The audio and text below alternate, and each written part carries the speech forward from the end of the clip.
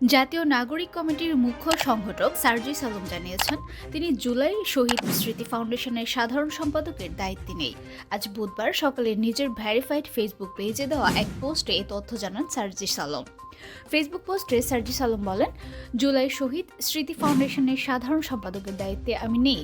এই ফাউন্ডেশনের গতি ত্বরান্বিত করার জন্য ফাউন্ডেশনের গঠনতন্ত্র, কাঠামো ও কাজের প্রক্রিয়ায় পরিবর্তন আনা হয়েছে। সার্জিস আলম তার পোস্টে উল্লেখ করেন, এখন থেকে এক্সিকিউটিভ কমিটি পুরো ফাউন্ডেশনের অফিসের সার্বিক বিষয় পরিচালনার দায়িত্ব পালন করবে। চিফ এক্সিকিউটিভ অফিসার সিইও অফিসের প্রধান হিসেবে দায়িত্ব পালন করবেন। মীর মাহবুবুর রহমান স্নিগ্ধ বর্তমানে সিইও হিসেবে দায়িত্ব পালন করছেন। গভর্নিং বডি ফাউন্ডেশনের নীতি নির্ধারণে পলিসি মেকিংয়ের কাজ করবে, যেখানে প্রধান উপদেষ্টা সহ 4 জন উপদেষ্টা, স্বাস্থ্য সমাজ কল্যাণ, স্থানীয় সরকার ও আইসিটি রয়েছেন। সাধারণ সম্পাদক নামে কোনো পদ এখন ফাউন্ডেশনে নেই। পোস্টে সার্জিস আলম আরও বলেন, এই ফাউন্ডেশন প্রথম আর্থিক সহযোগিতা শুরু করে 1 অক্টোবর, অফিস চালু হয় 15 অক্টোবর থেকে। আমি সাধারণ সম্পাদক হিসেবে দায়িত্ব গ্রহণ করি 21 অক্টোবর। 31 ডিসেম্বর পর্যন্ত প্রায় 2 মাস 10 দিন আমি এই দায়িত্ব পালন করি।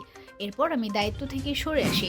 ফাইনালি আমার সাইনিং অথরিটি 7 জানুয়ারি হস্তান্তর হয় এবং অফিসিয়ালি আমার দায়িত্ব শেষ করি। পোস্টে শহীদ পরিবারের মধ্যে পোস্টে সার্জিস আলম জানান, 31 ডিসেম্বর পর্যন্ত বাছাইকৃত 826 জন শহীদ পরিবারের মধ্যে 628 জনকে আর্থিক সহযোগিতা করা হয়।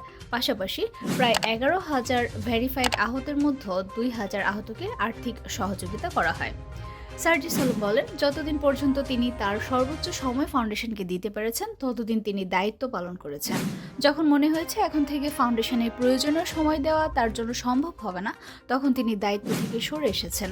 তার কাছে নিজের সীমাবদ্ধতা অ্যাড্রেস করা এবং সে অনুযায়ী দায়িত্ব গ্রহণ বা ত্যাগ করা কোনো দুর্বলতা নয়, বরং এটাতে সৎ সাহস লাগে। তিনি চেষ্টা করেছেন তার চেয়ারের দায়িত্বের সঙ্গে সৎ থাকতে।